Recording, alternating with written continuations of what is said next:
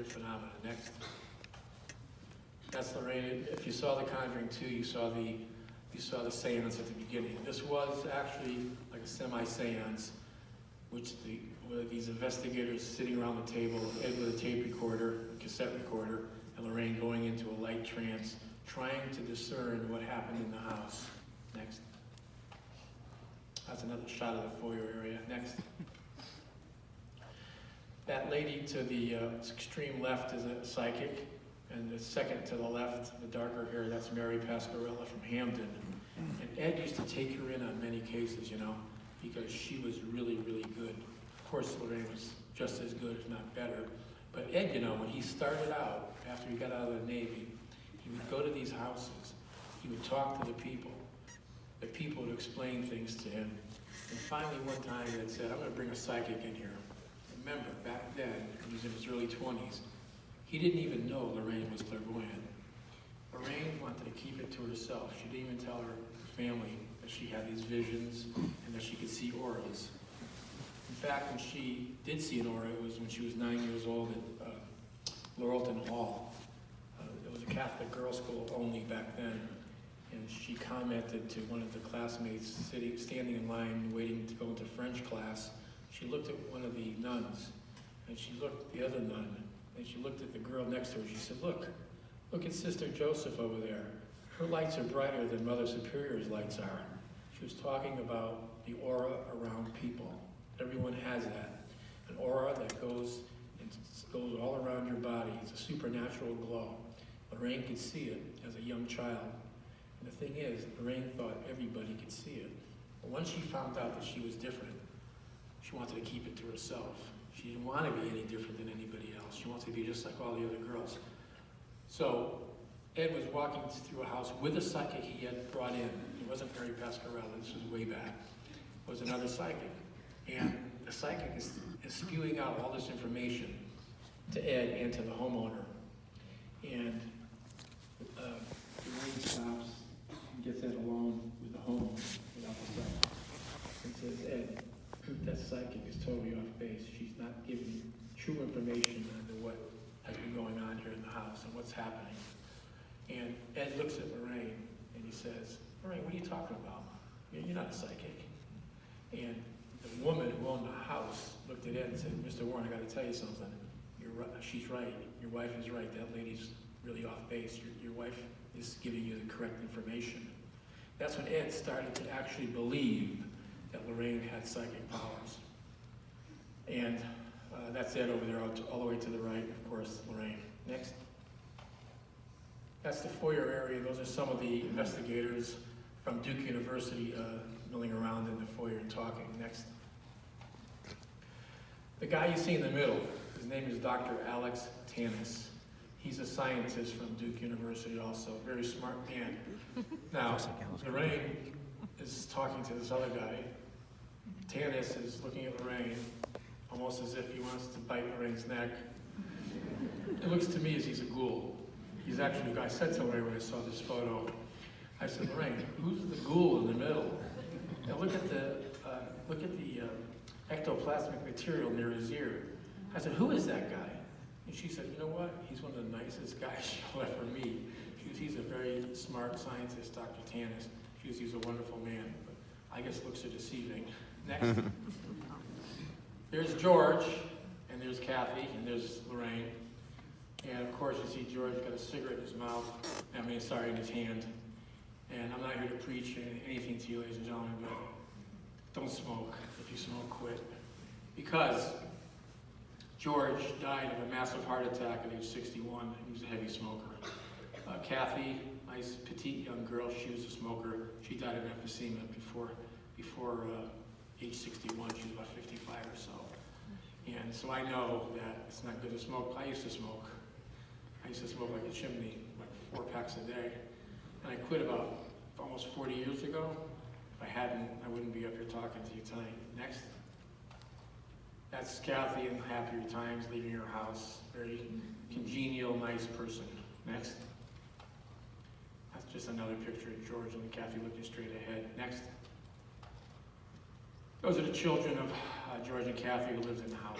Next. The guy in the middle there, you can recognize him as James Brolin.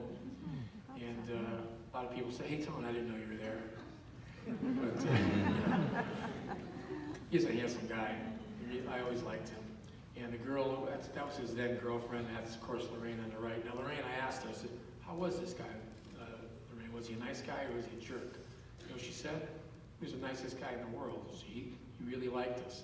He actually wanted to come with us to Australia because we were going to promote the Amityville Horror in Australia. He wanted to jump on the plane with us, but he couldn't. Next.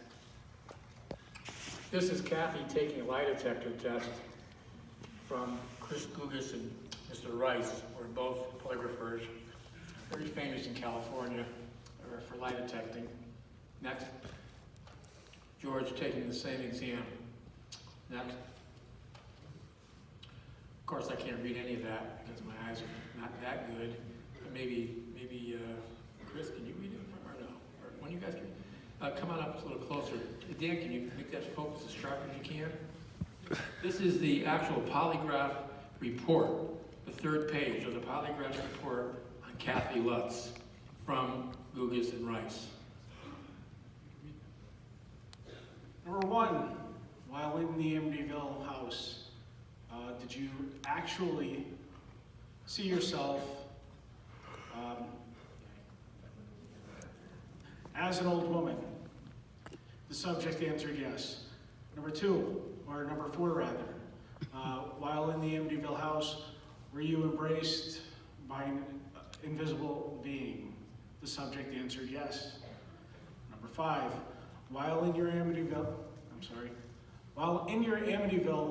bed, did you actually feel the presence of an invisible being over you? The subject answered yes. After Mr. Rice evaluated Mrs. Lutz's charts, it was his opinion that she answered truthfully to all the critical questions listed above, and that no deception was indicated to any of these questions. Respectfully submitted, Chris Gugas and Michael Rice. And that was done in 1979, so she passed, and so did George, ladies and gentlemen, with flying colors. They did not make up this story. The story was not a fake, wasn't a hoax. Remember, people don't want to believe that the supernatural like this can happen to someone. So as soon as a report comes out that this was a hoax, people want to believe it. And the town fathers are the ones who generated that hoax story because the people who heard about this and saw the movie were coming out, stealing the clappers off the house. They stole the Amityville town sign. I mean, so when that starts to happen, vandalism, and you have to have extra police presence, the mayor or whoever comes out and says it's a hoax and people automatically believe it and they go away. Next thing.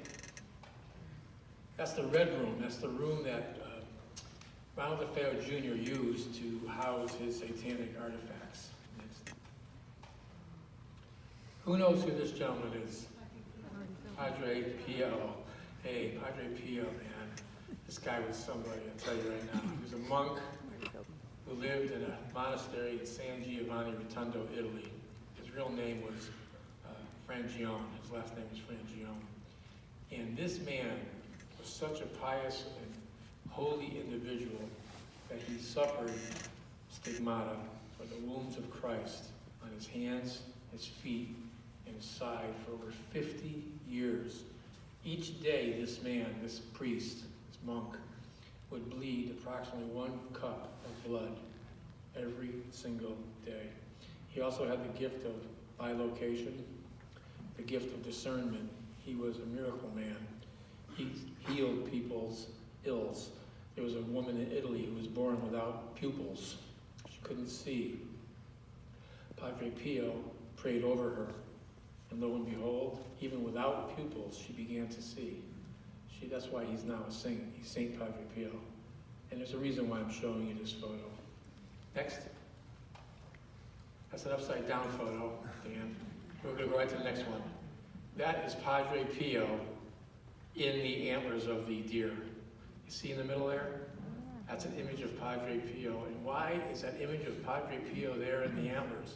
I'll tell you why. The upside down picture had it, but you can't see it. It was Lorraine holding a relic of Padre Pio in her hands. He died in '68, and this was in '76 when she was in the house, but she prayed to Padre Pio for guidance.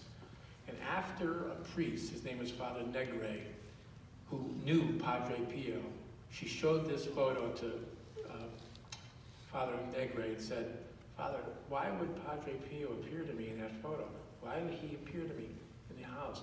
And the priest just looked at it very calmly and said, "Well, you must have asked him to." And he did. He showed up. Next. You can't see it very good here. It's too bad. But if you look really closely at the railing to the left door, right above the railing on the left door, there's a little face peering out at you. It's a little boy with bioluminescent eyes, ladies and gentlemen. This shot was taken a year after the murders by photographers with Ed and Lorraine Warren and Channel 5. It's not a great photo, but hey, you know, with the projector you can't really see it good, but you can see a face there. Mm-hmm. We don't know who it is. It could be one of the young boys that was murdered in the house. Next, Dan. Okay, I want to show you this for a reason. Who saw The Conjuring 2? Raise your hands. Good. Everybody else leave. Get out now. Exits are over there. Go see the movie. Now, The Conjuring 2 is about the poltergeist phenomena in Enfield, England. And this, ladies and gentlemen, is the family. That's Peggy on the left, Margaret and Janet to the right and left of Lorraine, and Tommy and Billy, the young boys that lived in that little council house in Enfield, England. And the phenomena that occurred in that house, ladies and gentlemen, is unbelievable. We had an investigator there. His name is John Kennyhurst. We know him very well. He's still around. He used to work at St. Vincent's Hospital as a technician for 34 years. But back in '79, he visited the house with Ed and Lorraine. He was their photographer. He reported to me that he was sitting in the couch listening to Ed speak to the girls and to the family in the other room.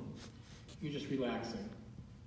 Suddenly he heard like a plop sound, a plopping noise. He looks a few feet ahead of him on the floor, on the carpeting. There's a huge pile of human excrement on the floor. It just appeared right in front of him.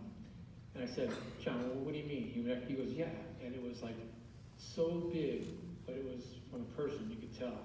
And it was real because we had to go get paper towels and stuff and pick it up. It just appeared right there. And wallpaper would peel off the walls on its own, fly above his head, and hover above the light in the kitchen. Then one time Ed said, and this is the crazy part, in The Conjuring 2, they had a spirit by the name of Wilkins and some other names, but the names that they gave Ed were Fred and Tommy.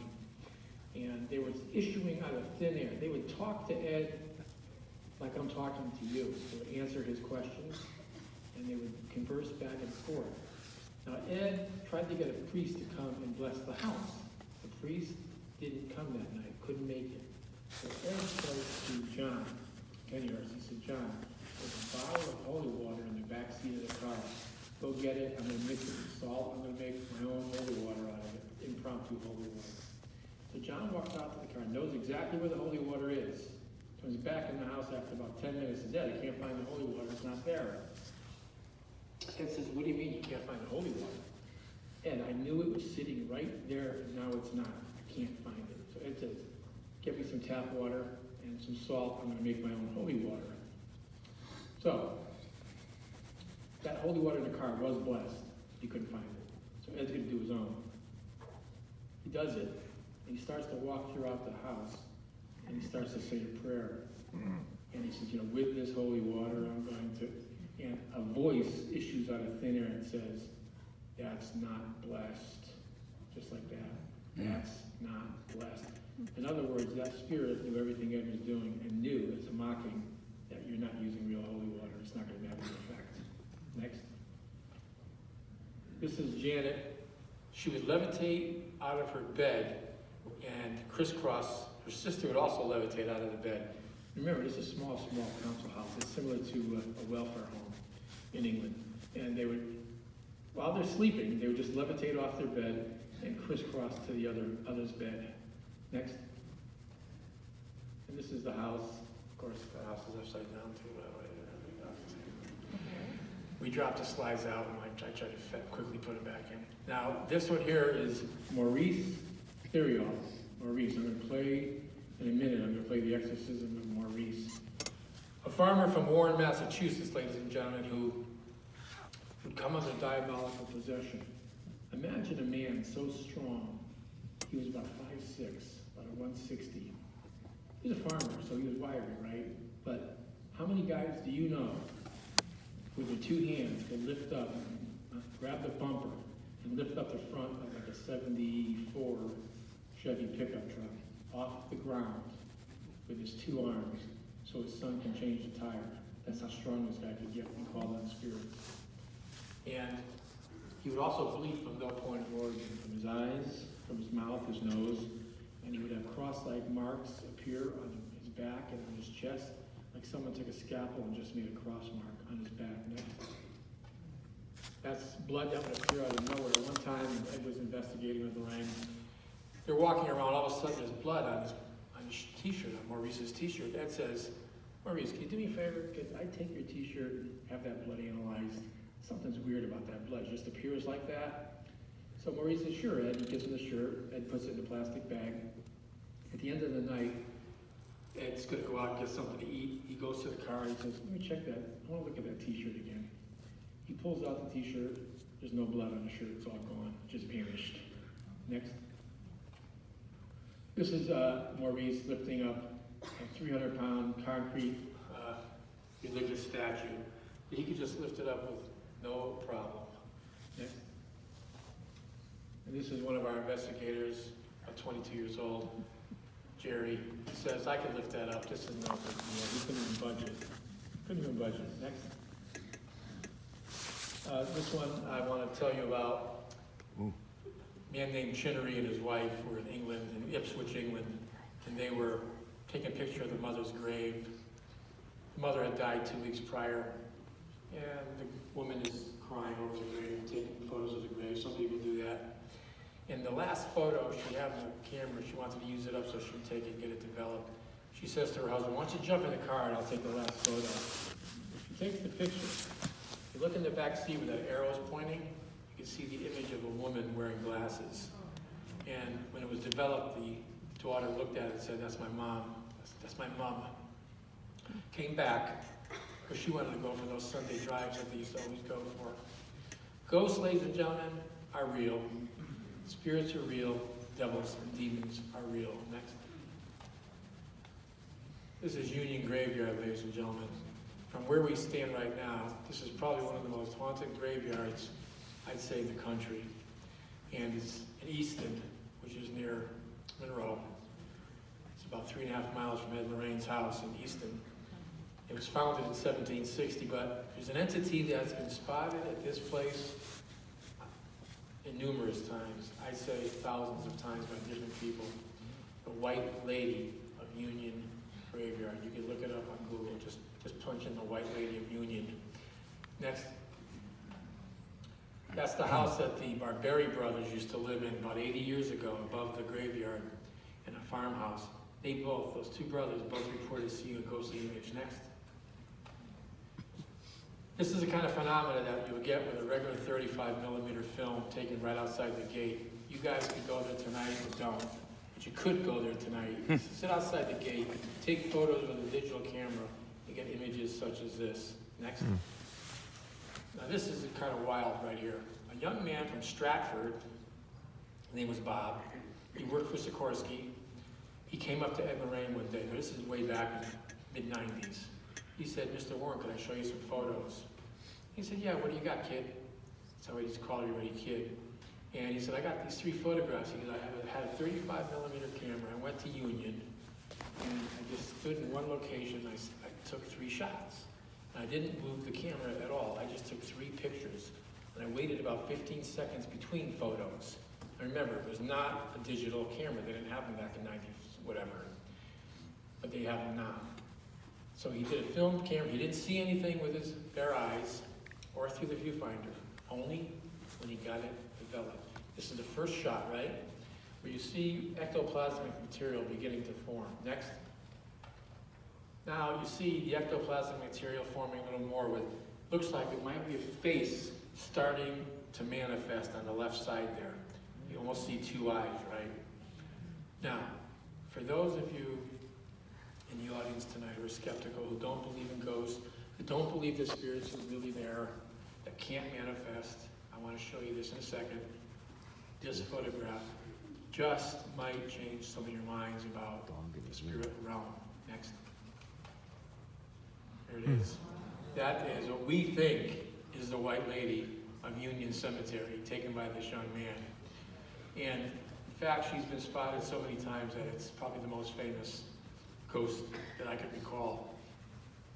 We've had people driving down Route 59, one man named Rod.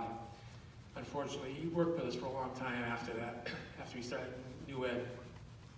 He's driving home from Home Depot where he worked late at night on Route 59 going past the graveyard. It was like an October night. It was clear, kind of like tonight. As he's driving down the road, he said he felt something in his passenger seat. So he turns his head and sees sitting in the seat next to him a man dressed in like 1940s garb with a stubbly beard and a crumply hat, just staring straight ahead. So, as most people would do, you could do a double take, kind of. So Rob went like, what? And the guy's gone. He looks towards the road.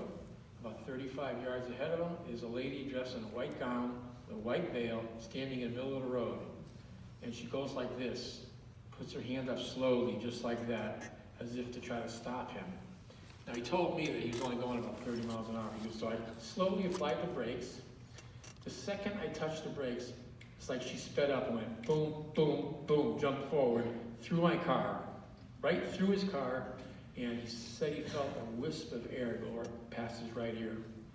And then he looks at the road again, and all he sees on his side of the road was almost like somebody took a paintbrush with all wet red paint, all the way down about 300 yards on his side only. He felt such compassion for this lady, such sorrow, he said, that when he got home at about 1 o'clock at night, he woke his wife up and he's crying to her, sobbing. He said he felt such a compassion for her, such sympathy, like she was trying to tell him something about what happened to her. To this day, we don't know who the White Lady is. We don't know what happened to her, but we think she's trying to tell people that something bad happened, like a murder to her, but we still don't know her identity. Let's try another one, Dan. I don't know what's next. Yeah, this was taken actually in Milford, not that far from here. Milford, Connecticut. Young man was proud of a wall that he put up in his new apartment. He asked the landlord if he could build a little den, and they said yes. So he took a photograph with a regular film camera, and when he got the film back, he says to his wife, look, they ruined it. They ruined my picture. There's a bunch of guys' faces in this photograph. And he's all angry about it. Next thing. Yeah, try one more. That's a close-up. These we found out were Civil War soldiers from the Civil War that appeared on this gentleman's photograph. You know, spirits live on forever, so a lot of spirits can be earthbound. You can die physically, but your spirit, of course, does not die. And if you are the kind of person that was very close to your belongings, or very close to the earthly plane because you didn't believe that much in the Lord, you can remain earthbound for a long time. But God will allow that. He'll allow you to remain earthbound. And that's what happened with these soldiers, perhaps. They're reliving what happened to them in this area. Let's try one more, Dan, and we're going to take not a break, but I'm going to... Yeah, this is the Brown Lady of Raynham Hall. I talk about spirits lingering. This photograph was taken in 1937 by Captain Provan, who was commissioned by Lord Townsend to take photographs of his mansion in Norfolk, England, for insurance reasons. When they got this film developed, there was this image of this woman coming down the stairs. If you look, you can see a slight image of a lady coming down the stairs, the center staircase, the grand staircase. We found out later that she was a real woman.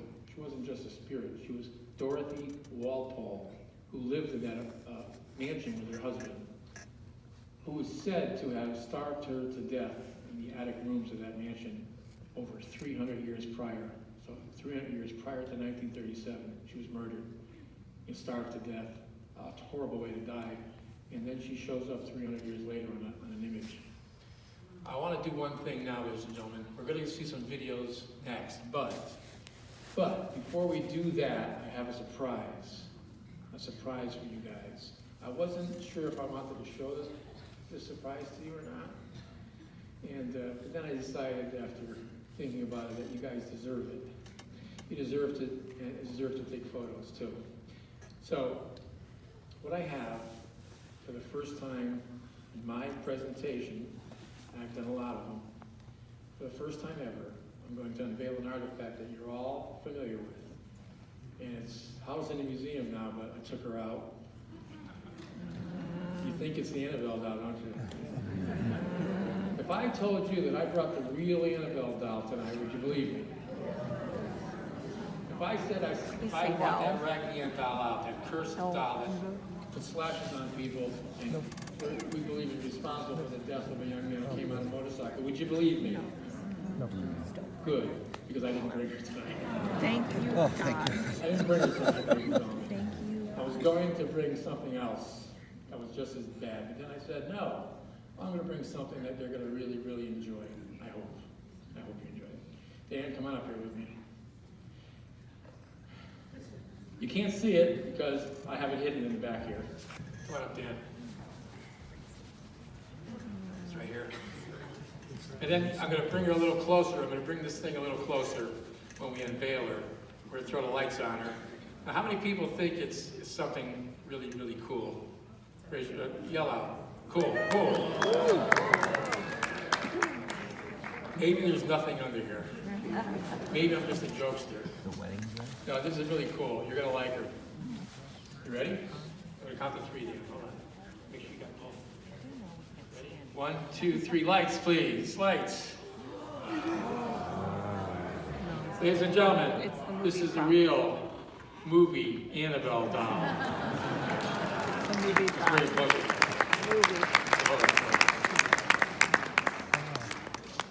Yep. Bring the real one out. We're going to bring her up close, let you look at her. And you're going to take pictures later on with her if you want. But you can't touch her. You can't touch her because she's kind of fragile. I can touch her, but she's very fragile. Wait, where'd she go? Ladies and gentlemen, this is from the Annabelle movies. Annabelle 1, 2. Now remember, they made more than one Annabelle doll. But this is one of the ones they used for Annabelle and Annabelle creation. They made various incarnations of the face. Some look scarier than others. But this is her. Wave to everybody, Annabelle. Wait a minute. She's letting the third finger go to you, sir. Okay, so, what do you think? Yes? The first time this doll has ever been seen in public by me. Now, Warner Brothers has displayed her, but they sent the doll to me and said you could have her, which was very nice of them to do. And I said, I'm going to keep her. I'm going to keep her in the museum next to the real Annabelle doll. I didn't build a really good case yet for it, but Dan's going to build one identical to the one that's in the movie, and we're going to put it next to the real doll. So we're not going to get one. We won't get confused. Yeah, they look a lot different. But there it is. So now we're going to bring her back out of the picture for a minute until we play some videos for you. Then at the end, you can take photos near her.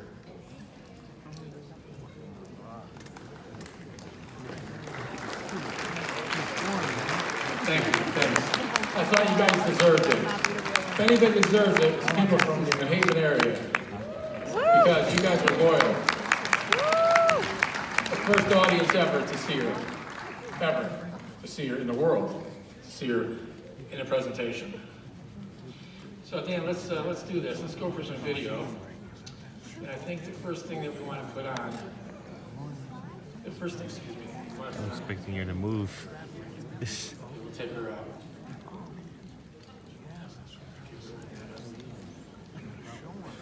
Which one is that? Let's play it.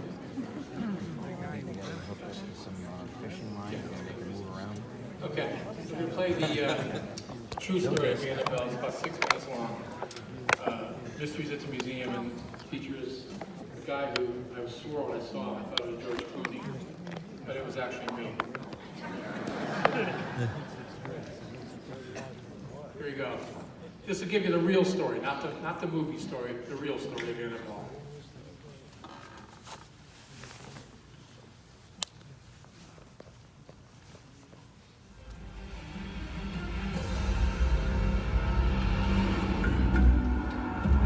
Connecticut. This idyllic New England town is home to a bizarre collection of artifacts that are not for the faint of heart. This is the Warrens Occult Museum. I would describe this museum as probably the most haunted location, I'd say, on Earth, because the objects that are here are unholy, they're unblessed. Since 1952, this unconventional museum has housed a sinister array of skulls, satanic idols, and other cursed objects. But according to curator Tony Sparrow, the most diabolical item here is a simple child's doll named Annabelle. The doll, at first glance, looks like any other rag doll. It's got the stringy hair, it's got the button eyes, and it's got striped feet. It's just a beautiful little doll to some little girl. But this doll is not the kind of doll you want to give to your daughter. The curators at the Warrens Occult Museum believe that Annabelle has the power to kill. We believe it's responsible for the death of the young man that came here to the museum. So what is the real story behind this devilish doll named Annabelle? Connecticut, 1970. A nursing student named Donna is celebrating her 28th birthday with her roommate, Angie. To mark the occasion, Donna's mother has sent her a rag doll. But what none of them know is that this is no ordinary doll. Donna keeps the toy on her bed as a reminder of her mother's love. Then, one day, when the girls come home from class, they notice something strange. The doll has moved. And they'd come home and the doll's legs would be crossed, or the arms would be crossed. And they started to get a little suspicious, like, what's going on with this doll? And it seems that the doll's powers don't stop there. They'd find notes written on parchment paper and pencil, saying things like, help me, help us. Little notes that didn't make any sense. At first, the girls seek a rational explanation for the mysterious notes. The girls thought maybe someone's getting into the apartment. What they did is they marked things to see if when you walk in the door, you're going to move the rug a little bit. The nurses said, we'll know someone was in here. Well, nothing was moved, except the doll. That freaked them out. Fearing that there may be a malignant force at work in their apartment, the girls call in a medium and hold a seance. The psychic said, you have a spirit of a little girl named Annabelle. She was killed in this apartment. Then the medium reveals that the spirit of the dead girl has possessed the doll. She's in that doll. She's the one that's trying to communicate. Now they're concerned for Annabelle. And now they really started to treat Annabelle as a human. But not everyone is convinced. Donna's friend Lou refuses to believe the doll is possessed.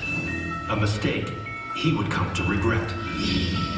One afternoon, while Lou is taking a nap, he has a terrifying nightmare.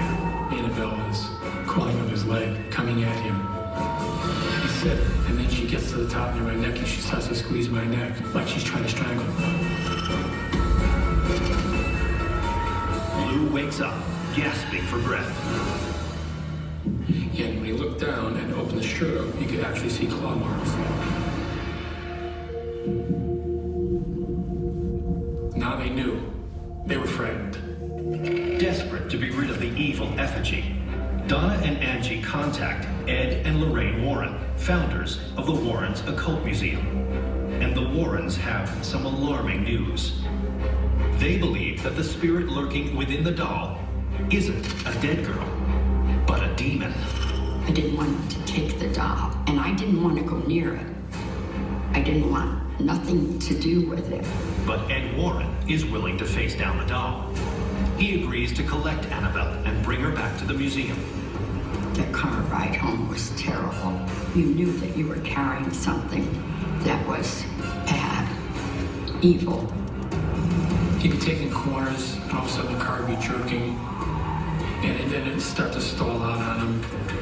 Very uncharacteristic of the car. Finally, he stopped the car.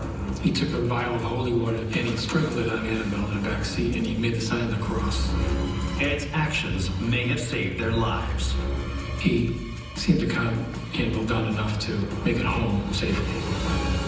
And for a time, it seems as if the spirit that appeared to inhabit Annabelle has been cast out, until several years later, when one skeptical visitor challenges Annabelle to demonstrate her powers. This young man, he runs up to the case. He says, "This is a bunch of bunk. I don't believe any of this stuff. If this thing can put slashes on somebody, do something to me right now." Ed was like flabbergasted. He said, "Hey, son, sorry, you have to leave." 3 hours later, the young man was dead. He died instantly when he hit a tree head-on with his motorcycle. Did Annabelle put a curse on the man and cause his death? Of course, there's no way to prove it. The lesson you learn from this story is you do not challenge evil. You do not challenge the demonic. And whether you believe it or not, this chilling tale is enough to persuade visitors to the Warrens Occult Museum to choose their words carefully when in the presence of Annabelle the doll.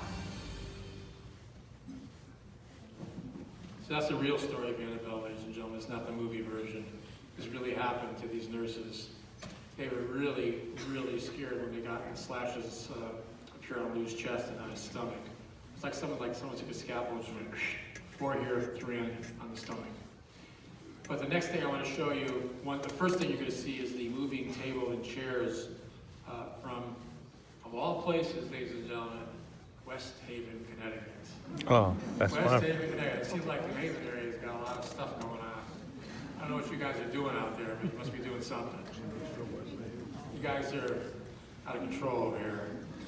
So, what you're going to see, though, is the moving table and chairs from West Haven, Connecticut, where Ed had actually commanded in the name of Jesus Christ to reveal its identity. What was happening was a young girl was being bothered by a poltergeist. The table would move, she'd try to do her homework, the chair would move up and down, she'd try to go to sleep at night, something would happen where her head would just keep going up and down unconsciously while she's trying to sleep. So at one point, Ed did use what's known as religious provocation. He used religious resistance, as you know, in Amityville, but in West Haven, he used religious provocation to reveal its identity, not religious challenging.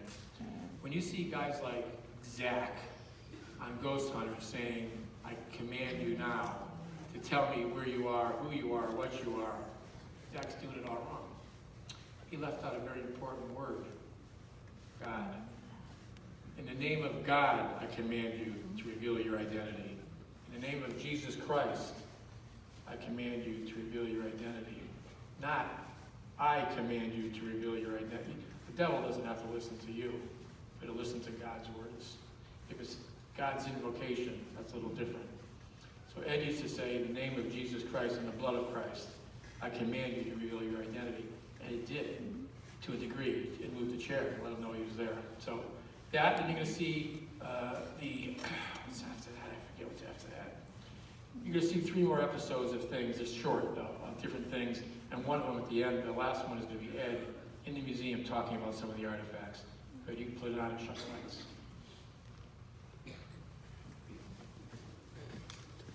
This might start out kind of loud, so be careful with the volume. But it's not too bad. You can raise it up a little. That's good. It can be terrifying. Raise it up a little. So if anybody says that a Good. poltergeist is mischievous, they better take a second look.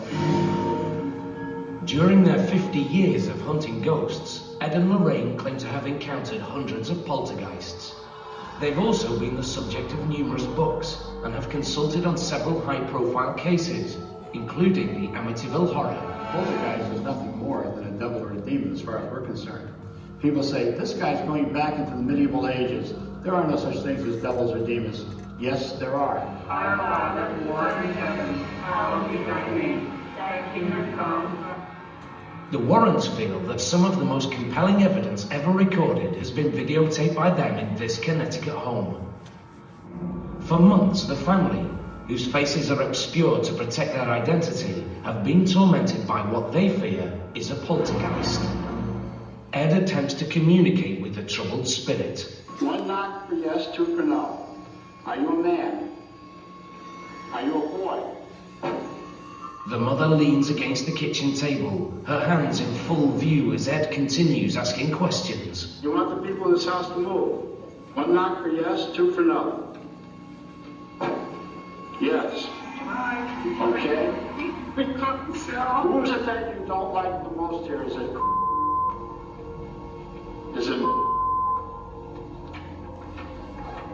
Is it their father? Is it their mother? Okay. I command you to reveal your identity. Next, Ed decides to confront the poltergeist alone. Give me some sign. Is that you moving something? Give me some sign that you're here. What I did was use religious provocation. I have to provoke it into some type of outward manifestation. And that was my point in doing that. In the name of Jesus Christ, I command you to reveal your identity. On the following night, the family reports that the poltergeist seems to be more active than ever. Only now, its attention is focused on the family's 10-year-old daughter. The little girl is trying to do her homework, but you can see that the chair keeps sliding backwards. You're holding it down, aren't you? It's got that much strength to it. Now, if you watch, you can see the little girl's legs are up on the rungs of the chair. She's not pushing herself up from the floor. The mother is not tipping that chair backwards. Nobody is touching that table. The table moves of its own volition. The Warrens quickly arrange for 3 priests to perform an exorcism in the home, and the disturbance ends. But for how long? Could the angry poltergeist ever return? We have found that it can be quieted down, but then it'll escalate again. We still keep our fingers crossed because it could, and we hope and pray it don't. The next thing you're going to see is Halloween It's weird special. tonight, honey. Meet Ed and Lorraine I Warren, was thinking, 67-year-old great-grandparents. For the past 45 years, despite the sneers of non-believers, they've fought an enemy as old as time, evil itself. They have fought demons and devils and black magic. For want of a better word, they are ghostbusters. And over the years, thousands of people with haunted lives, people who are frightened, have called on them for help. I feel it's a duty, something that we were meant to do, and we do it. You know, a police officer don't like to go into a home where there's a madman with a gun, but he does it because it's his duty. I feel this is our duty. I'd say they affected thousands of people's lives. Hundreds and hundreds since I've been involved with them. Ed says he grew up in a haunted house. To quiet his fears, he began investigating the occult, and he's been at it ever since. Ed is a religious demonologist, fighting spirits and demons with faith. In the name of Jesus Christ, saints, and all the angels, I command you to reveal your identity now. While Ed relies on his knowledge and experience of the occult, Lorraine uses her psychic powers.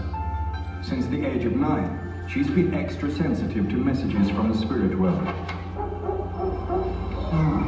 the energy level in here is very high. Really, really high. This makes me have a headache in here. The Warrens are Roman Catholic, but have worked with ministers, rabbis, and monks in dealing with hauntings. Ghosts and demons transcend the boundaries of faith. Every religion is based on a supernatural world. How many people look up at that sky and pray to a God? It may not be the same name that we all use, but we're praying to the same God. And that is a supernatural God. So if there's a God, there's the other side of the coin. There's something else here. In their lectures and books, the Warrens distinguish between good spirits, who are merely trapped in this world, and evil spirits, like poltergeists, bent on harm. I've been punched, thrown across rooms, I've been slashed, I've had burn marks appear on my body, thrown downstairs. These are just a few of the things that I've experienced. It was poltergeist activity the Warrens confronted in one of their more famous cases, the Amityville Horror. There are homes that we go into, we tell the people, lock the door, leave the place. It isn't even worth it for an exorcist to go in there. These are gateways to hell itself. From homes where they've worked, the Warrens have gathered items that at one time or another have taken on a life of their own. In the basement of their home, these items are held for safekeeping. If you were to touch these, it would be the opposite of touching a holy relic. That's why we have the signs around here, danger, do not touch. But we've had people who come down here, they've actually picked up items, and then that very night, we've had to go to their homes because things were happening to them. Sometimes horrible things. This doll, possessed by an evil spirit, was brought here and locked away in a glass case. A young man came here, thought it was nothing but a joke, started knocking on the glass, saying if this thing could perform any kind of evil act, to do it. 3 hours later, the young man was dead. He came here on a motorcycle with his girlfriend. She said they were laughing about the doll when they left.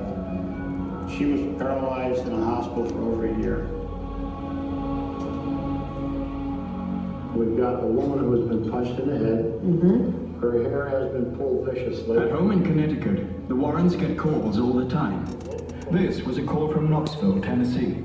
Okay, so we're dealing with something here which is very negative. This is not Casper the Ghost. And so it was off to Knoxville, where two single mothers lived together with their children. Ed would interview the women. Lorraine would tap into the house with her extra sense, and they would know immediately that something was amiss. What was the next thing that happened to you that you would consider unnatural? The air conditioner vents keep closing, and I was sitting here one day and they kept closing, and I said, I wish you would just stop it. And something hit me on the top of my head really hard. Hard. Like something hit you? Yeah, like somebody went bam. The Warrens investigate. They soon discover the women have been dabbling in the occult, and that only made things worse. You open doors. The Ouija board, the tarot cards, these psychics that you spoke to, all of these things were a way of opening doors. Where there's a spirit like that, and then people open doors, anything can come in. Ed and Lorraine know this from a lifetime of experience, over 6,000 cases. I can feel the color on my legs. I feel it right around my shins, and like that. To understand what kind of force they're dealing with, Ed asks Amy to call forth the spirit in their home. We'd like to see you. Can you come and show us where you are? Ed recognizes the spirit. It's one he knows how to get rid of. He is so sad. Yes, what? He's so sad. Yeah. You're picking his thoughts up and feelings. Oh, yeah. A lot of people think, well, when you walk into a house, these people are complaining of ghosts. You're going to see them flitting all over the place. That's not the way it's done. What we experienced here is about average for when we go into a home. When the priest comes in here and blesses the house and the family, it will either disappear or it'll increase. Father, Son, and Holy Spirit. The Warrens call in a priest, not for a full exorcism, but for a simpler procedure, a blessing. The Warrens' work was done. Except for travel expenses, they don't charge for their consultations. Their livelihood comes from books and lectures. Their real compensation comes from helping people who are afraid. Together, they've been battling the supernatural for all their adult lives. How do you stop? Even if you wanted to stop, it's like a famous heart surgeon. When does he do his last patient? There's somebody calling him saying, you are the one to save me. He's going to turn him away. That's what Mr. Warren does. He gets that phone call, or Mrs. Warren, they're not going to hang up on him. They can't retire. They have to just keep on going. No more growling sounds, no more banging. No more nothing. No more nothing. Oh, Teresa. For Ed and Lorraine, this is their profession. It's peaceful. I'm happy for you girls. This is their calling. Yeah, thank you, bud. Oh, you're welcome, dear. The next thing you're going to see is What looks to piece be I a did for welcoming home Connecticut nestled style. in the quiet town of Monroe holds a very unwelcoming presence in the backyard. Tony Spera is the curator of the New England Paranormal Research Center and also son-in-law of the famed Seekers of the Supernatural, Ed and Lorraine Warren. Through the Warrens' well-documented career, they have researched over 3,500 paranormal cases, and one of the most infamous being the story of a very innocent-looking Raggedy Ann doll. This, of course, is Annabelle, the cursed doll. And there was a movie made about it called Annabelle, and she was also featured at the beginning of the Conjuring movie. This doll was given to a nurse in Hartford in 1970. She lived in an apartment with a roommate, and the mother of the nurse gave her this doll for a birthday present because the girl liked dolls. She was about 28 years old. You can even see on the doll, if you looked really close, you could see a little bracelet on her arm.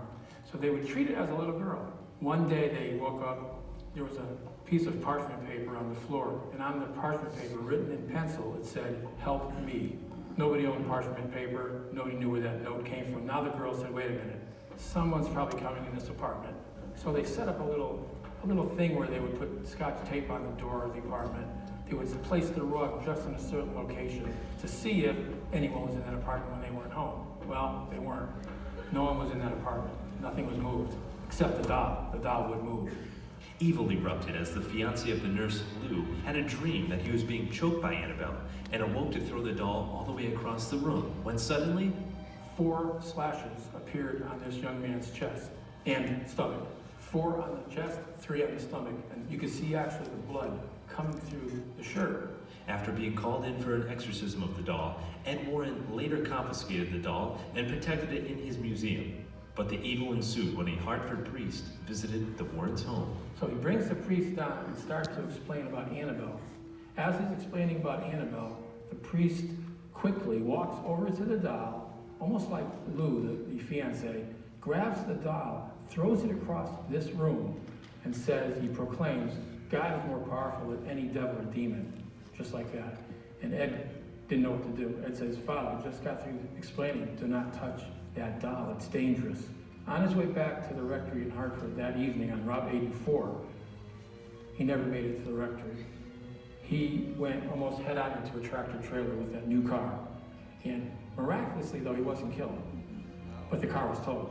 And he called later and spoke to Lorraine. He said, you know, the last thing I can recall is looking in the rearview mirror and seeing the image of that doll staring back at me in the mirror. Then I lost control. But the interactions with Annabelle haven't always ended the same, like in this case of a young man who rode his motorcycle to the museum.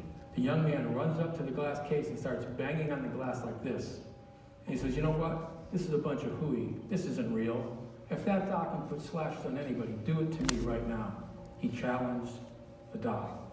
Ed said, son, you and your girlfriend, you have to leave. I can't put up with that. You go right now. So the kid is leaving with his girlfriend, a young man, about 20. And he's smirking and laughing about it as they leave. Again, he never made it to his home. 3 hours later, that young man that came on a motorcycle was dead. Despite all of the very frightening supernatural events, believe it or not, some people still want to get their hands on the doll.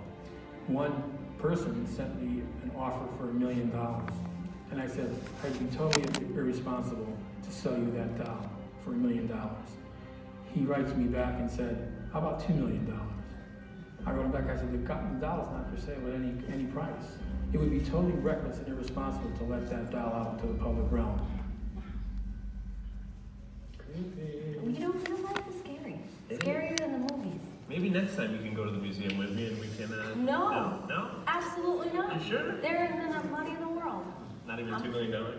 Well, And the next thing now is the last one. Ed takes his collection talking of about some of the mystic objects. Each comes with its own story and each its own intent. It is only through a diversity of religious blessings and cleansing ceremonies that their power is kept at bay. Ed's knowledge of paranormal science is vast, and his expertise vital to the cases in which he and Lorraine have been involved.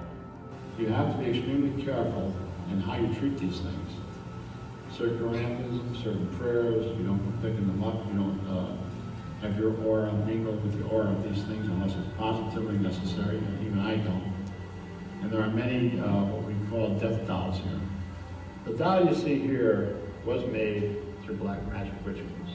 It's called the Doll of Shadows. Now, why is it called the Doll of Shadows? We'll take a look at it. It has human bones here and there and animal parts all over the body. You notice the nails in the ear and the tooth sticking out. Well, these are all feathers from crows and whatever. But this, I can tell through psychometry and through how it was made, that it was made with evil purposes. Now, the purpose is this, that they take a picture of this doll, they send it to you, and they put the curse on the back. You take it, and you look at it, and you laugh at it, but it's not a laughing matter. Because once you see the image of the doll, it can be projected telepathically to you in your dream state. Dolls like this have actually come into nightmares. These images of these dolls can be so frightening that they've actually stopped people's hearts during the dream state. A couple bought the doll from an antique dealer, practically gave it to them. They were doll collectors. And first night, both of them had scratch marks all over their body, and they had a horrible nightmare, the same nightmare, which is unnatural.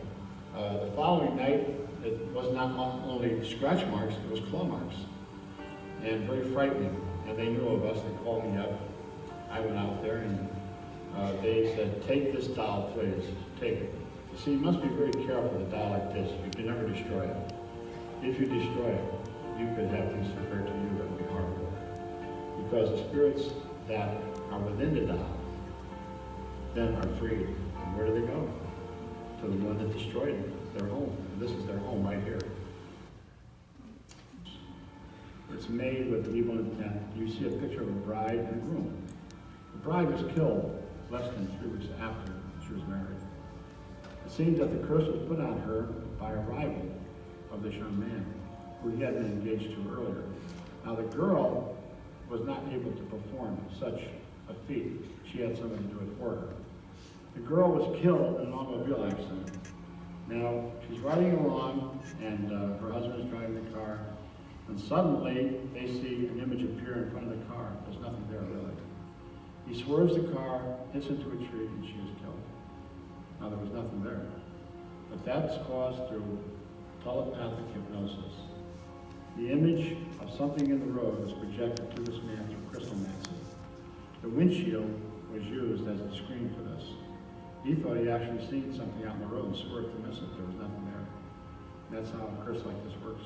And how did you come across this? They brought it, the young man brought it to me, asked if there was anything I could do to help his former wife in the spirit world, that he knew it was unnatural, which we did. And that's how we come by these things. Okay, what we're talking about here are African fertility dolls. And these were stolen from a witch doctor in Africa. The man who stole them had a relative here in Bridgeport, Connecticut, a police officer. He sent them to this police officer in the hopes that he would sell them to a museum, and they would split the money. Unfortunately, he died very horribly. You don't steal things from witch doctors. The police officer who received these became paralyzed 2 weeks after he got them, and 2 years later he and his wife were dead. We got involved with the police officer too late. Everything was already too far gone. So you don't steal things from witch doctors. You see a little peg here, right here? Well, that little peg is taken out. Not going to be used for good or evil. And the peg is taken out, and they want to curse you. They whisper your name, and then they put the peg back in you. And black magic is very real. A lot of people joke about these things, but these are nothing to joke about.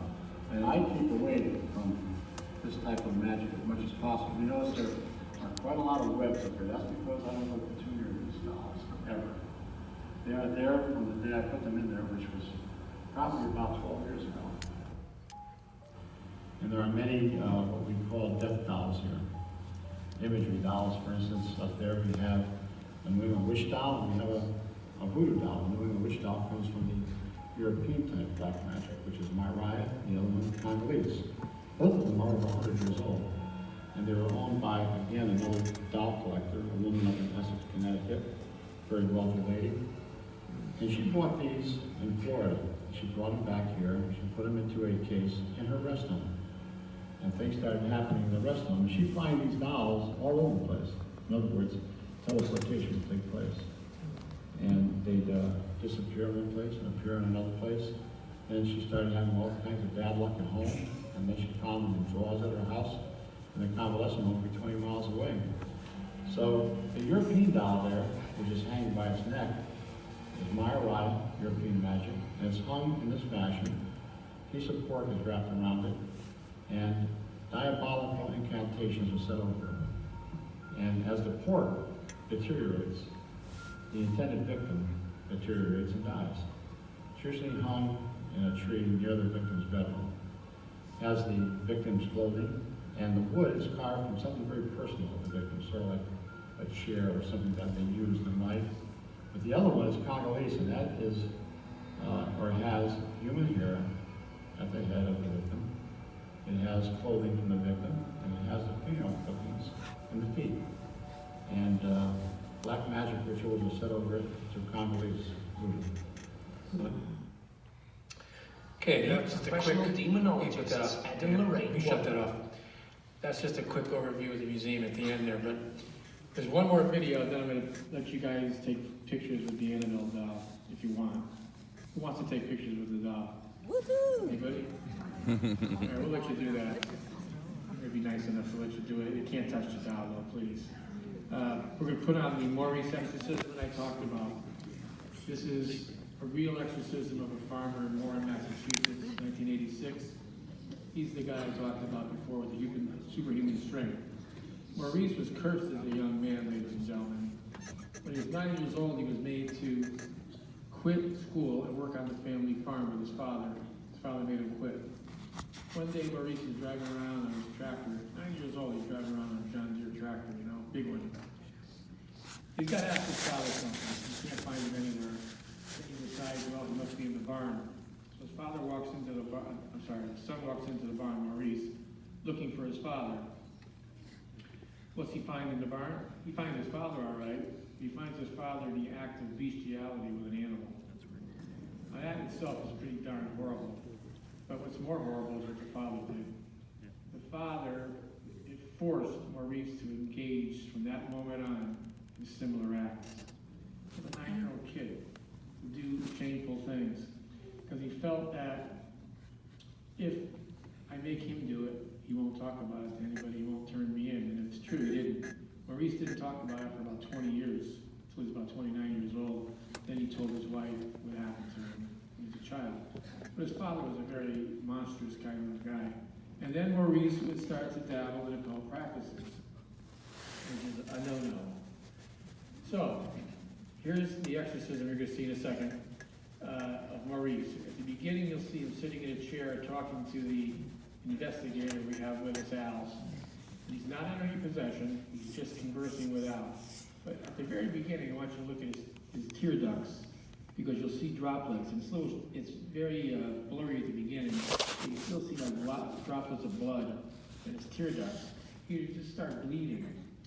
And from his mouth, from his nose, from his back. And then the next scene you'll see is he has a white shirt on, and you'll hear Ed Warren say, "Point it out, Maurice, point it out to us," because there's a priest there too. And he wants to show the priest, Ed wants to show the priest his cross-like marks that appeared on his chest and on his back, and you'll see that. The third part though, the whole thing's only 8 minutes. The whole thing, the next thing is the exorcism itself. He'll be sitting in a chair. Maurice will be there with 4 guys standing behind him because they're bodyguards, they're investigators / guards, because they don't know what he's going to do. In the foreground is a positional Catholic priest, Bishop Robert McKenna, who's performing the ritual Romanum, which is the highest rite of exorcism in the Catholic faith. And you'll hear him speaking it, and Maurice almost instantaneously starts to have spittle come out of his mouth and nose, and it turns to blood when it hits his white shirt. And Maurice will bend over like this, almost like someone punched him in the stomach. And I asked Ed about that. He said, well, it's almost like the devil, the demonic entities trying to enter through the solar plexus area, trying to attack that way. Then you'll see Maurice sitting up as the priest is reciting the ritual. He'll blink 3 or 4 times, and he'll stop blinking for the next 3.5 minutes of the video. He will not blink again. They will zoom in on him, and you'll see his eyes. They look almost like a snake, like a serpent. And he'll have a vertical cut on his forehead also. The priest will stop and say, evil spirit, tell me your name. Maurice won't answer that. Then he'll stop again and say, Maurice, do you feel anything inside of you? And Maurice won't answer that either. Then, as the priest keeps asking, Maurice will say, I am what I am. He'll say that several times, I am what I am. Then the priest will say, well, how many are you? Wanting to know how many entities are within Maurice. And Maurice will clearly answer, the only one. And at one point, you'll have to listen closely. The priest says something in Latin. Maurice instantaneously answers the priest back, whispers back an answer in Latin. Now remember, Maurice could not speak any language other than English and Canadian French. He quit school at 9 years old. He didn't know any Latin. He instantaneously answered. And at the end of the video, you'll see Maurice's eyes roll back in his head, and all you'll see are the whites of his eyes. He goes back in the chair, and that's the end of the video. That is a successful exorcism, but after the video's over, I'll give you a little bit of a proviso of that success. And we may want to turn the sound up a little on this one. It may be kind of low, so start her up and shut that light off if you're...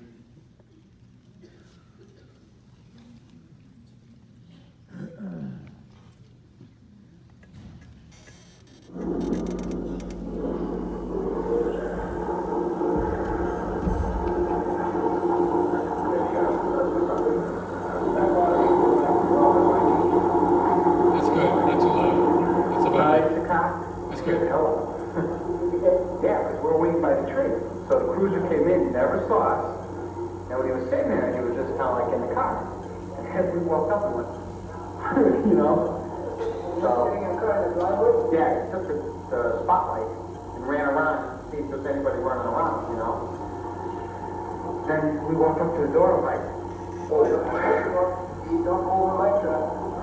No, he didn't. He drove right into the driveway rather than just on the edge of it. Because usually the guys in, you know, they turn and they... Your sister almost hit it. Yes, sir. Yeah, that's when you got the police car there. I'll tell you about that. She was, where's the prop? Oh, yeah. Oh, it's in the right hand. Right, lift up the front really good. Lift up the front. See it up on the shoulder? Yeah. Move, yeah, you're in the way, right? Yeah. Okay. Okay, how about the front? Those are the cross-like marks. One on the chest, too. That's right there. No, it's a cross mark. It's a cross. Definitely a cross. Perfect cross. Look at this one, Bob. Yeah, we can. Where's the tree? Oh, that's a definite cross. Where's the cross?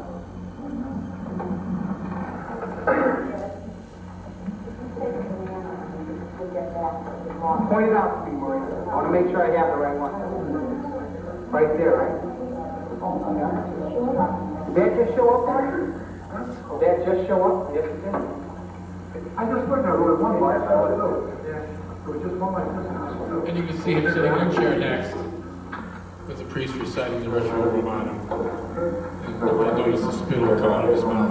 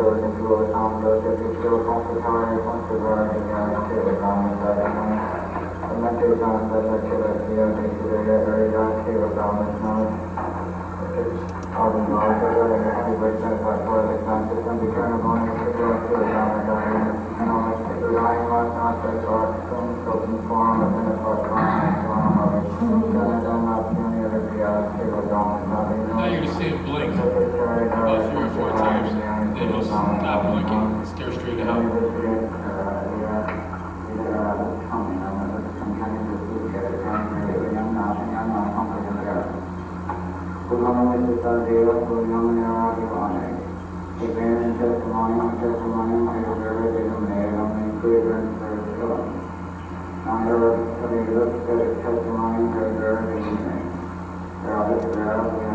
Looks like his nose is swollen up.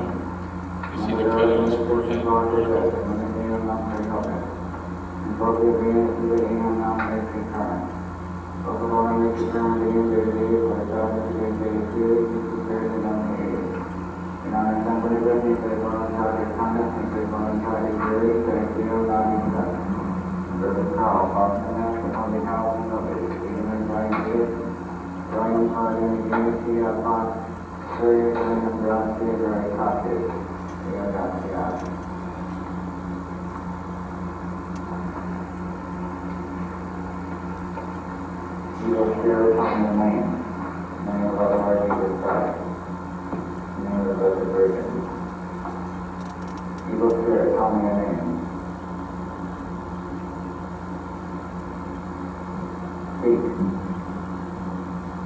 How did you enter, Marty?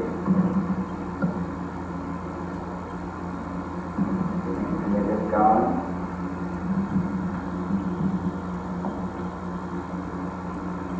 Let's see all the time you find you take from the mark. In our temporary created to show the two things in the version 35 Evangelium on the prayer track.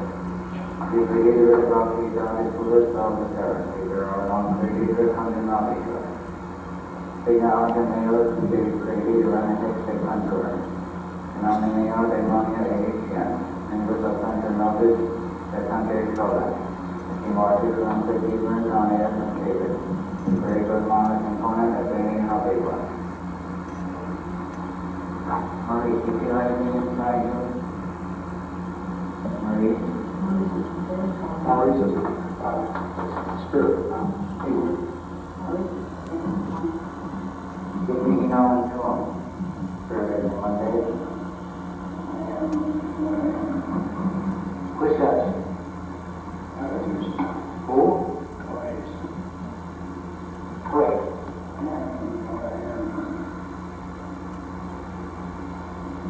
Monahan. I am what I am. Who's that number 2?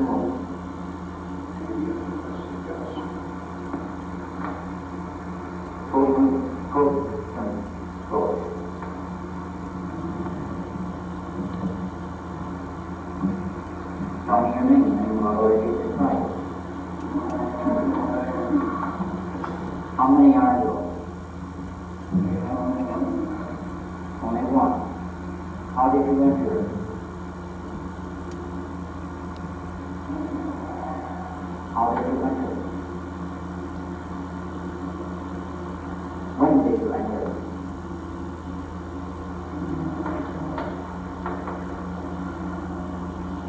Speak in the name of God. Speak in the name of Almighty God, your Creator, and answer my brother.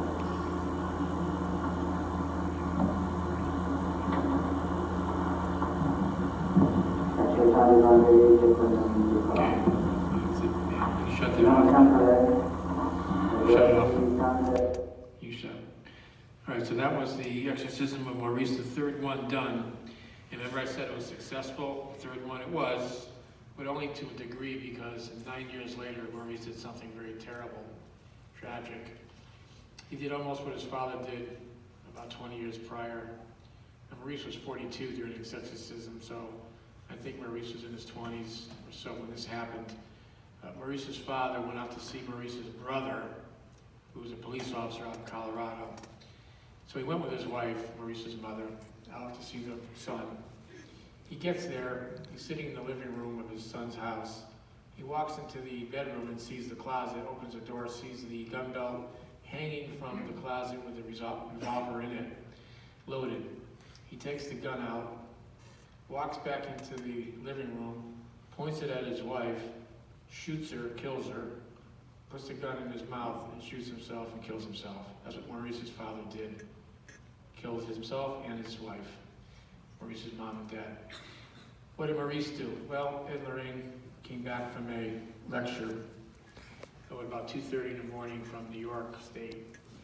And Ed was very tired. And he sees the answer machine blinking. Back then it was those little cassettes, you know. And he plays it back, it's Maurice. Ed, I can feel something bad's gonna happen. And something's building up in me, you gotta come down and see me. Ed says, I can't go see him now, I'll call him up, I'll talk him down, I'll see what's going on. Calls up Maurice's number. Maurice doesn't answer the phone now.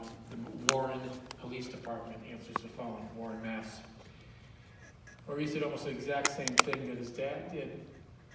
He took a 12-gauge shotgun, pointed it at his wife, Nancy, shot at her, but she must have went like this.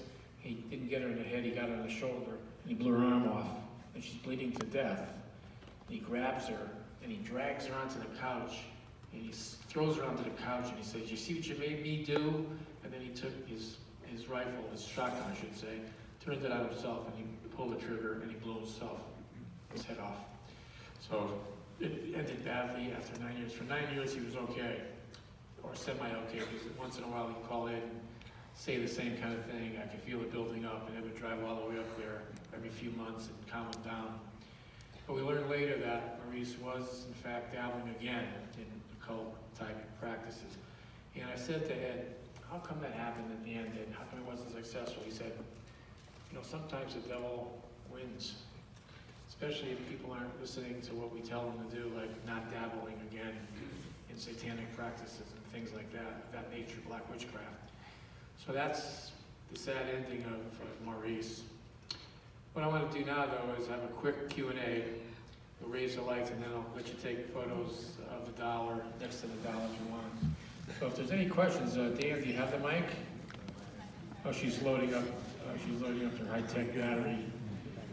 So I want to ask you guys to ask me questions if you like, or whatever, or any concerns you have about anything. But Dan's going to come around and call on you, so everybody can hear you.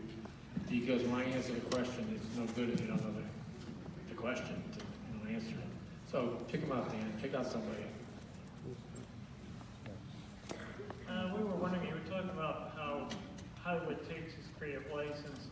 How much of the Amityville horror movie was actually realistic, and how much of it was their creative license? Well, remember, a lot of it was creative license, because some of the stuff that happened in the movie happened in the film, it happened in real life, and then in a book. But Jay Anson, when he wrote the book, he didn't do it quite right. He didn't take into account things like telepathic hypnosis, and that he takes away from the credibility. In other words, George at one point told everybody that the staircase exploded in front of him, and that's how Jay Anson wrote it. The staircase exploded. But then when they went to the house, they see the staircase and the spindles and everything are intact. What happened was the entity in the house was was sending telepathically the image of the staircase exploding to scare George, to show him my power. And what that does, he sent it to George telepathically, but nobody else. So nobody else saw it, only George. And Jay Hampton wrote it as it exploded. So when people went to the house to check on it later, what are you talking about? There's no, the staircase is fine. They didn't repair anything. It takes away, deters credibility for people. But things did happen, like the black slime, like levitations in the house, the things in the movie. But remember, the movie takes dramatic, so I'd say half of it was probably right, and the rest was fake, made up, totally made up. So the museum has been closed for a while. Are there any plans to reopen it? I have plans to open it, but the problem is finding the correct location for it. I can't open it at that location because the zoning department said I wasn't zoned properly. I'm in a residential, not commercial area. I can't show the museum to the public. That's what they told me. They said, we're going to fine you $150 a day if you keep it open until you come into compliance. And so they made me stop having tours, and I'd have, and I won't have anybody there. So please don't just show up looking for a tour. It's not going to happen. I have to find a suitable commercial building, which is difficult because it has to have the charisma, the aura of a haunted location. I can't put it like Joe's Pizza Shop in a strip mall. Let's have a slice and go see Annabelle. It doesn't work. It has to be like a nice building that looks kind of almost decrepit almost, a separate standalone. It's hard to find for proper rent. And I can't spend thousands and thousands a month and then only have a few people come. And I charge them $20 to see it. You know, I made $40 and I've got to spend $3,000 to keep the place. It won't work. It won't stay open now. Where it is now, it's on a property I don't have to pay any rent. That's why if I charge $20, it's fine, right? But trying to do that and make any kind of subsistence so I can keep it open, it's difficult. It's hard to do. So we're looking, but we're not that optimistic that we can find the right place for the right price. Thanks. Yeah, just a follow-up question on the Amityville. Did the Lawrence ever identify exactly what the source was? All the Lorraine would say was it's an inhuman spirit. And when she said that, she didn't even clarify that it was a devil. She said it's not human, Ed. It could be demonic or it could be something else. Because there are inhuman spirits that have never walked the face of the earth that are neither demonic or human. There's something else. We don't know what that is really. There's elemental spirits too, like sprites and things like that. There's other kinds of elementals, and there's others that we can't even identify. But she said it wasn't a human spirit of any sort in that house. It was bad. Whatever it was bad, she said. Yeah, Rachel. Well, I kind of had two questions. Like, yes. Do you have the museum open? How do you protect it from people touching things or getting in trouble? And the other thing is, what was like the scariest encounter you've had? Well, that's a good question. Museum, tell people not to touch anything. If they do, to tell us so we can say certain prayers around them. But what we do, though, to protect you, is we envision you in a white light around your aura. And it's not that easy to do. You have to concentrate. So I close my eyes, and Dan and Chris and whoever's with me, on a case or let's say in the museum, we'll envision you in a white light around your body, a halo. We call it God's light or Christ's light. But we still want you to tell us if you touch anything so we can say extra prayers. It would be wrong to touch things because you don't know if there's evil that's still encased within that. Demonic entities can attach themselves to an inanimate object if they wanted to, so they can come and get you. A human spirit cannot. God will not allow a human entity to be inhabiting anything like a doll or whatever. So that's one thing we do, is we envision you in a white light. The second thing is the scariest thing happened to me in England, actually, in the beginning of my investigating career with Ed and Lorraine. We were in Whitby Abbey, and anybody who wants to look that up, it's W-H-I-T-T-B-Y,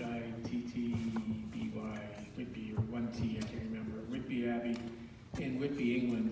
That's where Bram Stoker's Dracula's casket landed in the novel Dracula.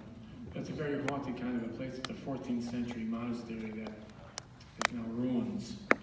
And Ed took us there to sightsee and to investigate all at once, like at 2 in the morning. We were at a B&B not too far in the Robin Hood Bay. And he said, come on, we're gonna go out and investigate Whitby. I said, Dad, I'm tired, I'm going to sleep. It was like 1981. And he said, no, we're gonna go out and take some pictures and we're gonna investigate. It's really cool out there, it's neat. So we went out there, Lorraine, Ed, Judy, and me, and I set up a camera. He said, set up your camera over here on a tripod. And I'm gonna go over here for a minute. I'm gonna check my recorder. So while I was setting up the 35mm camera, it was a Canon camera I had, 35 film. I was setting that up at nighttime, the wind whipping off the North Sea, you know? It's not like here. You know the winds we had the other night? It was almost like that off the ocean. Freezing cold in May. It was May, but we had coats on, we were freezing. And the wind was whipping and there was a moon out, but you couldn't see a lot, it was not a full moon. The clouds. And I'm setting up the camera and Ed's off somewhere. Now, little did I know that I was going to encounter anything. I didn't think I was ever encounter anything like this. I'm setting up the camera and I could feel instantaneously, I started to feel something behind me. I turn around and it wasn't even about 5 feet away, it was probably from me to her. This black mass, and all I could say it was like a cyclone of wind. A black mass, blacker than the dark, like pulsating near me, and immediately draining my energy from me. And I didn't know it at the time, I'd explain it later, that they're trying to manifest themselves more and more by taking your energy from you. And I got really weak, and I could hardly speak. I hit the ground with 2 knees, and I just felt such intense evilness around me. And you can't describe evil, but you know it when you feel it. And I felt it, and I could hardly speak. And then I was able to yell out, help, help, help me. And Ed heard me. And out of the corner of my eye, because I can keep my eyes open, but I was kind of frozen in time there. I looked to the side there, I could see Ed running towards me, and he used to wear a safari jacket all the time, with big pockets. And he must have pulled it out of his pocket. He had holy water, and he was sprinkling it as he ran. And he did the same thing that he did before. He used religious resistance. He said, in the name of Jesus Christ and the blood of Christ, screaming it, I command you to leave, go back to where you came from. And he kept doing it and saying it as he ran. He got closer and closer. When he got to about, I'd say 10 feet away, this thing just went poof, and it was gone. There's nothing there anymore. And at first I thought maybe I was just seeing things, but Ed saw it too. And he said, that was a demonic entity somehow coming at you. And he goes, I think I know why. I said, why, Ed? And I just got off the police department in 1980. I quit. And I was there for about 9 years total. I quit it. He said, it was testing your faith, don't? You're new to this. This is like your first going out on any investigation. It doesn't want you to help me. The demonic doesn't want me to get help. It likes to dissuade people from doing this kind of work. I kind of believe that explanation is why it happened. He said, you have to envision yourself in the white light around your body all the time when you're doing stuff like this. And you have to ask for God's protection from demonic entities. Next, Dave, where are you, Dave? To your right, in the back. Yeah, okay. Kind of a follow-up to what you're saying. Have you ever experienced the opposite of this demonic energy? Yes. And what I would think it's called love. Is that the opposite of evil? I hope I experience love in my life. Yeah. I'm 69 years old. If someone never loved me, I'm a sad guy, or love them. My wife, she says, oh, love me, honey? I know what you mean. And I'm going to tell you what I experienced. I know what you mean. I'm not kidding around. I lost my mom in 1968, massive heart attack. She was 45 years old. I was 17. Imagine being in the bathroom and hearing the phone ring. That's what I did. I heard the phone ringing on the wall. And I said, Ma, get the phone. I was alone with her. She had a heart attack before that. She was home for about 2 weeks after having a massive attack. She was getting better. And I said, get the phone, The phone kept ringing. I quickly put my pants on. I ran out to say, why didn't you get the phone? And I ran out to the kitchen, and there she was laying on the floor dead, foaming at the mouth. Of course, back then in '68, there wasn't any of this. There was just mouth to mouth, and that's what I did. It didn't work. And I somehow got to the phone, and it stopped ringing, and dialed 0, and had the cops and the ambulance come, and went back to doing the CPR, not CPR, but the mouth to mouth, which was fruitless, and I knew it. I kept yelling, come back, and she did. 45. But back in about 1998, 99, 97. I was sleeping on my couch, sound asleep, on the couch. I woke up like this. I woke up, I looked this way, and there's my mother standing there, glowing with a goldish halo all around her whole body. And she floated and looked just exactly as my mother, gold around her, and she floated to me, like, just floated, not walked, floated to me. And I went, Mom, what are you doing here? Just like that. And I went like this, and she put her arms out, like this, and hugged me like this, and then she vanished, and I woke up. Now, did I really wake up, or did I see her? I saw her, and that was her. The first and only time I've ever seen a specter come at me, either awake or sleeping, with that gold glow around her. It was as real as I'm speaking to you right now. That was my mother coming to me to let me know she's still alive in the afterlife.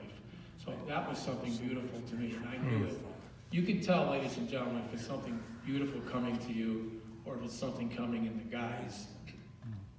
Your mother, your father, your relatives, your loved ones, your friends, they don't want to scare you. So if you feel scared when you see an entity like that, scared at all, it's not probably that person. But if you feel love like I did, I felt such wonderfulness when I saw her. And you know how you try to picture your dead relative from years ago? That was 98, it was 30 years she was gone. But she looked perfect. I mean perfect. And she had a smile on her face and that golden aura around her. That's what the tip-off was, that it was her. That's how when they really come to you, they come like with an aura around them. Like you see like a religious picture, and that's what it was. So don't ever despair that you lost your loved ones, because I'm here to tell you that this is all just temporary. This isn't home. This isn't home. Home is somewhere else, and it's a lot longer time than this. This right here is a test ground, you know. It's a testing ground and a learning ground. You're here to learn a lot of stuff. Some people never learn it. But you're here to learn, like this young lady said, you're here to learn love. You're here to learn forgiveness, kindness, compassion, generosity, wisdom. You're here to learn all those things to make you more appropriate to stand before God and to be with God. You know, we're very rough around the edges when we're born, and He gave us this life to learn things. We don't know for sure why we're here. But I know that one of the reasons we're here is to love one another. That's the hardest thing in the world to do. Out of all the things I mentioned, wisdom and everything else, love is the hardest. It's very difficult to love a person that does you wrong, that is cruel, tries to hurt you or hurt your family, kill them, beat them up. How are you going to turn around and say, I forgive you, I love you? No, it's very, very difficult. But that's what God wants you to do. Once you learn the lessons of life, then maybe you're ready for the afterlife, you know. Next. We're here, Tony, same spot. Right. Okay, yeah, thanks. Hi, so is someone more prone to come in contact or be affected by spirits if they had contact before? Because our mom lived in a haunted house on Morris Cove in New Haven, and she really feels like anything with spirits, she gets like freaked out about it. Yeah. Just wanted to know. Well, depends on their sensitivity. You know, a spirit is not attracted to your physical form, number one. If they were, they'd all be coming to me thinking I'm George Clooney. But they don't. And you know why? Because the spirit is not attracted to your physical being. It's attracted to your aura. You are generating that aura right now as you're talking to me, and so is everyone here. And your aura is unique to you, just like a fingerprint. No one has the same aura, and it changes from moment to moment anyway. If you're depressed, it gets smaller. If you're happy, it gets larger. If you're a drug user, it gets depressed. There are a lot of different things that affect your aura, but in the spirit realm, it attracts itself to your aura. Like attracts like in the spirit realm. So 50 people can be standing here or standing in a graveyard wanting to get psychic photos. And 50 people take a picture of the same location. One person gets an orb or gets a manifestation. Nobody else gets anything. You know why? Because the spirit was attracted to that one person's aura. And by doing so, it used what's called psychokinesis or psychokinesis, a thought picture, and it sent its image to you, to your media, however it does it, either film or digital. Like attracts like. You remember you're in high school and you're at a dance, maybe in elementary school, you go to these dances, and you're there, there's like 100 people there, and you feel like, you're all alone, you're standing around, nobody's doing nothing, nothing. All of a sudden, there's a guy or a woman, instant rapport with that person. Now you love that guy. I like that guy. Why? Like attracts like. There's something about them, same in the spirit realm. Something about that aura they liked. So that's the answer. Depends on how sensitive she is, so she's going to see spirits again. Tony, in front of you, the upper deck here. Yeah, right. In the videos, yeah. In the videos, when you were talking about the museum, said that the items were blessed, and that's what was keeping them at bay. With such powerful items like that, do you have to continuously bring people in to Yes. against it? We have them blessed approximately once a month by blessed by an ordained member of the clergy. The latest one was a traditional Catholic priest who came in when we had our Annabelle event. We had to move Annabelle, but we keep it in a case. We don't touch her.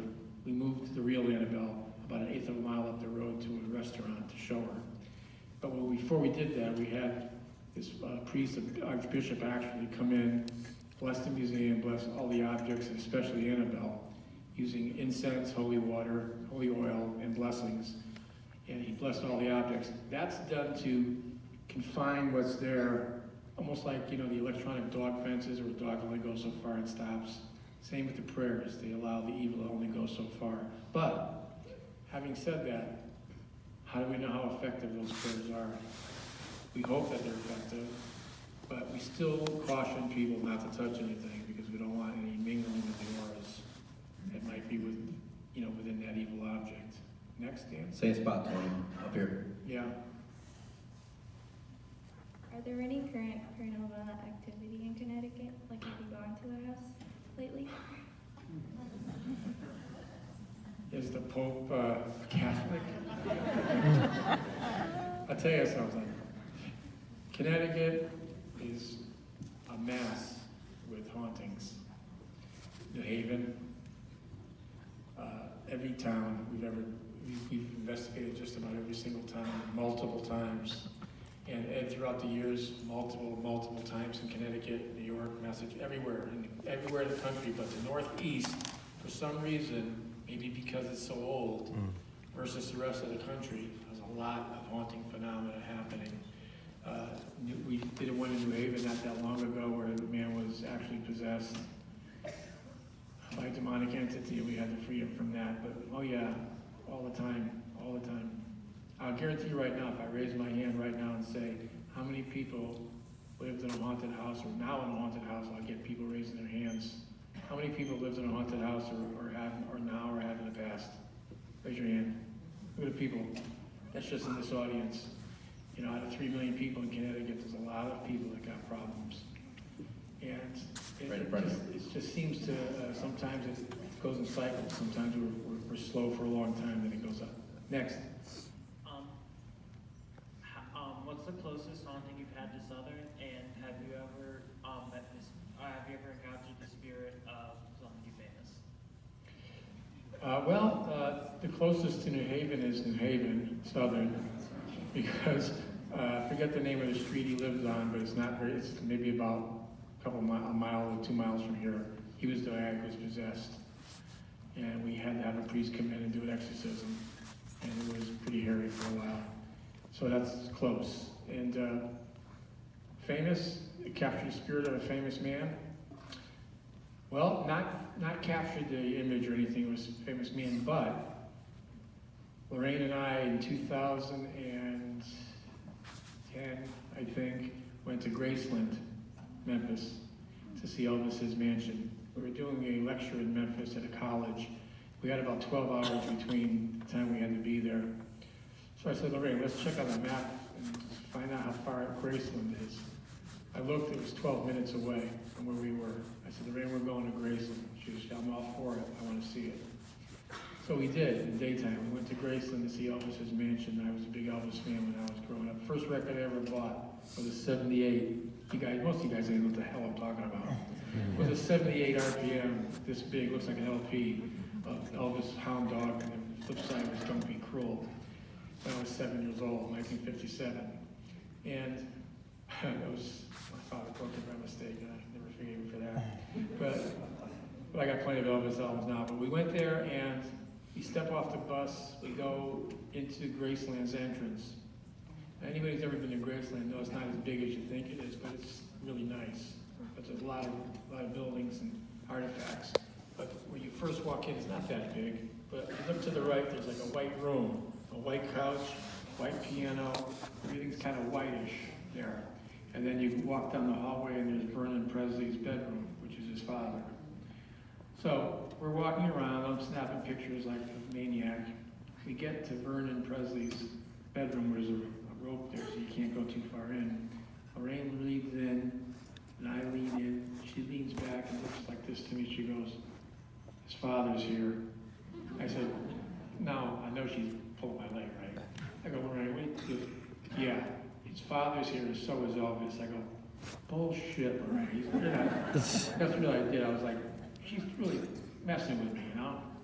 And she goes, no, he's here.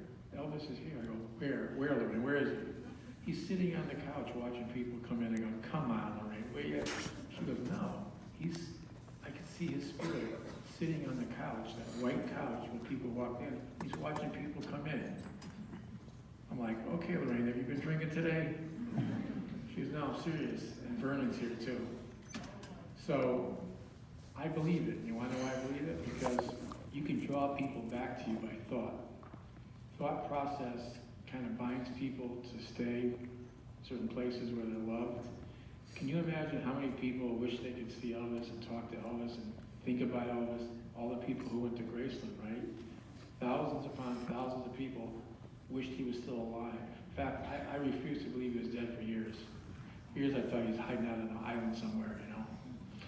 But he is dead. But he's not dead. His spirit's not dead. He's dead. His body's dead only. But when she said that to me and I thought about it, she said, yeah, you know, people will draw you back. That's why sometimes you have to let people go. When you love somebody and you're grieving, you have to let them go so they can go properly because they feel bad about you. And God will allow you, remember, God allows you freedom of will in your life. Freedom of will, your spirit can pass on. It's no different.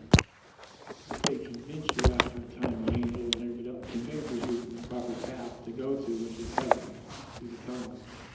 But you are allowed to stay for a while because remember this. If I told you that you might linger in your house for 350 years, you'd laugh. You'd go, what, are you crazy? I'm not going to linger. How can I do that? In the spirit realm, 350 years could be instant snap of a finger. Because how long is eternity? You're going to be alive forever. Forever is a long time, trust me. 70 years, snap of the finger in eternity. So if you're lingering in your house for 350 years, God will allow that. Doesn't care because that's nothing to him. It's like momentarily you'll be there. That's why your loved ones, I don't believe, need to come back to comfort you all the time because they know your mother died 10 years ago. To her, she died a second ago because she thinks she's going to see you in a couple seconds. That's the space is a much different. Space and time are much different in the spirit realm. It's not like our space and time is here. So that's where we get confused. Like, how could a spirit be lingering for 300 or 30 years? It's easy. It's easy. So we don't know all the answers. We'll never know all the answers until we pass on from this realm. Where are you, Dan? Okay, yeah.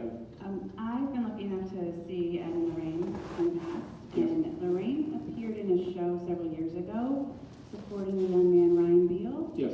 And Ryan and Sergey had gone to help a young woman they felt was possessed.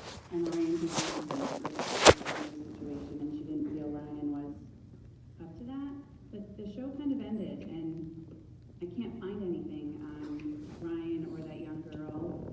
Do you know anything about it? Are you still in touch with I know a little bit. I know Ryan had a little problem for a while. He got into drugs and alcohol. fame can do funny things to people.